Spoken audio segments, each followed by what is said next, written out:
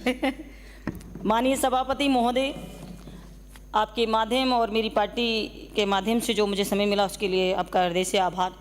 सबसे पहले तो हम सभी जो सदन में विधायक हैं सबको धन्यवाद अर्पित करना चाहिए, पूर्व माननीय मुख्यमंत्री अशोक गहलोत जी का और माननीय यूडीएच मंत्री जी का, जिन्होंने आपको रहने के लिए अच्छे फ्लैट बना कर दिए और कॉन्स्टिट्यूशन क्लब बना कर दिया है, जो सपना था एक सभी के लिए।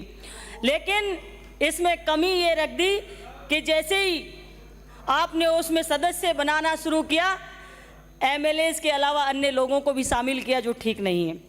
एक बार फिर से धन्यवाद देना चाहूँगी माननीय अशोक गहलोत जी को और माननीय यूडीएच मंत्री जी को, जिन्होंने मेरी विधानसभा में नगर पालिकाएँ बनाई, दो नगर पालिकाएँ बनाई।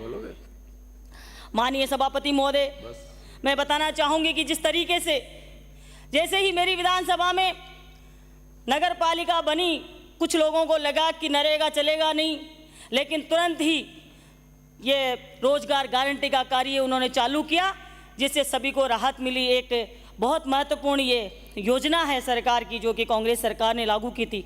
प्रधानमंत्री जी ने आर्थिक सलाहकार, प्रधानमंत्री की जो आर्थिक सलाह का परिषद है, उसने भी इस योजना की पूरे देश में लागू करने के लिए सलाह दी। आप सबको ये मालूम है कि जिस तरीके से पूर्व मुख्यमंत्री माननीय अशोक गहलोत जी की ये सोच थी कि कोई भी राजस्थान के अंदर भूखा नहीं सोए, और इंदिरा रसोई संचालित करी। सभी जगह इंदिरा रसोई चालू करने का कार्य उन्होंने किया, नगर पालिकाओं के अंदर और अन्य जगहों ग्रामीण इलाकों में भी। तो मैं माननीय सभापति में कहना चाहूँगी कि जैसे ही आचार संहिता लगी, मेरी विधानसभा में 3 जो इंदिरा रसोई चालू थी वो आज तक बंद पड़ी है। नाम भले ही बदल दो, लेकिन माननीय मंत्री महोदय से अनुरोध करना चाहूँगी कि उन रसोइयों को चालू करवा दो, ताकि जो भूखे लोग अपना खाना सुबह शाम का वहाँ खा रहे थे वो दोबारा से चालू हो जाए और उनको इधर उधर भटकना नहीं पड़े।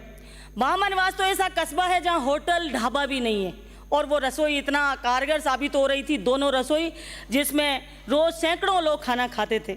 माननीय सभापति महोदय, मैं आपके माध्यम से कहना चाहूँगी कि बामनवास कस्बे के अंदर नगर पालिका बनाने का एक और भी उद्देश्य था कि वहाँ दमकल की व्यवस्था, दूर से आते थे, आग लग जाती थी। तो अभी कुछ दिन पहले 2 महिलाएं झुलसी, लेकिन 1 घंटे तक वहाँ से दमकल नहीं पहुँच पाई क्योंकि कुछ कर्मचारियों की कमी। मैं चाहूँगी कि इसकी जांच भी करवाई जाए, क्योंकि 5 मिनट के रास्ते को 1 घंटे के अंदर भी वो तय नहीं कर पाए।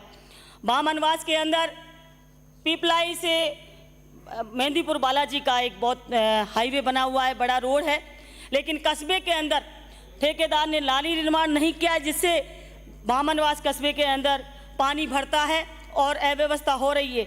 मैं माननीय मंत्री महोदय से अनुरोध करना चाहूँगी आपके माध्यम से कि वहाँ नाली निर्माण कराया जाए नगर पालिका के माध्यम से, क्योंकि उससे हॉस्पिटल तक में पानी भर जाता है बरसात के टाइम पे।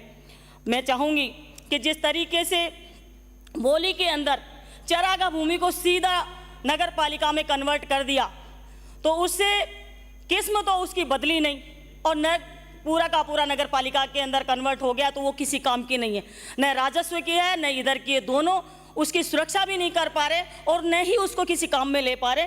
तो इसलिए मैं अनुरोध करना चाहूँगी कि जिस तरीके से कॉलोनियाँ बसी हुई है उसको रेगुलाइज किया जाए।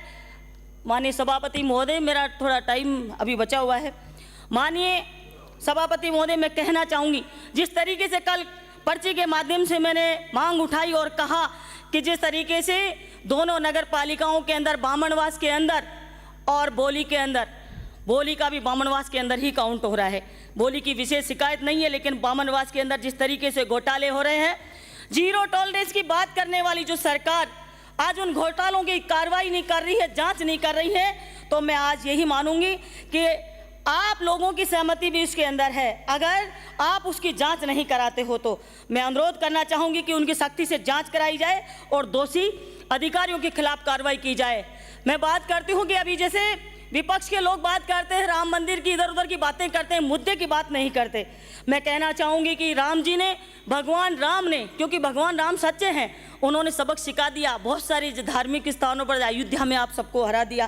तो जिस तरीके से कांग्रेस को जिता कर निकाला है वहाँ से, तो आपको समझ जाना चाहिए कि बार बार राम जी का नाम नहीं लेके मुद्दों की बात की जाए, और जिस सदन के अंदर जिस काम के लिए हम लोग आए हैं उसी काम की यहाँ पर बात की जाए। माननीय सभापति महोदय, नई टाउनशिप पॉलिसी लेकर आ रहे हैं। माननीय मंत्री महोदय को अवगत कराना चाहूँगी, इससे बड़े बिल्डरों को फायदा होगा, छोटे जो लोग हैं उनको नुकसान होगा, और उनकी बड़े बिल्डरों की मोनोपोली इसके अंदर चलेगी। तो इसके बारे में भी दोबारा से विचार किया जाए। माननीय सभापति महोदय, मैं आपके माध्यम से कहना चाहूँगी कि बामनवास के अंदर जो रोड है, हाईवे, वो गौशाला बना हुआ है। नगर पालिकाओं में भी ऐसी स्कीम है कि छोटी छोटी हम गौशालाएं खोल सकते हैं। बामनवास में बहुत सारी जमीन चरागाह भूमि है, और वहां पर गौशाला खोलने के लिए मैं अनुरोध करना चाहूंगी। धन्यवाद सभापति।